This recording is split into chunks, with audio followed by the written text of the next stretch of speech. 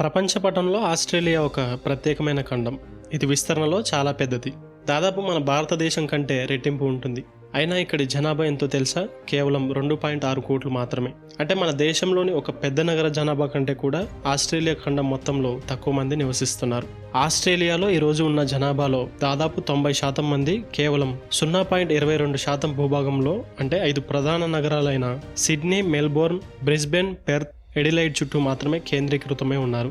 ఇంకా ఆశ్చర్యకరమైన విషయం ఏమిటంటే ఆస్ట్రేలియా ప్రజల్లో దాదాపు 85% ప్రజలు సముద్ర తీర ప్రాంతాల్లోనే నివసిస్తున్నారు. దీని అర్థం ఆస్ట్రేలియా భూభాగంలో దాదాపు 95% పూర్తిగా ఖాళీగా నిర్మానుష్యంగా ఉంది. ఈ విచిత్రమైన పరిస్థితికి చరిత్ర, భౌగోళికం మరియు వాతావరణ పరిస్థితులు అన్నీ కలగలిసిన కారణాలు ఉన్నాయి. ఆస్ట్రేలియా ఇంత ఖాళీగా ఉండడానికి కేవలం ఎడారులు మాత్రమే కారణం కాదు.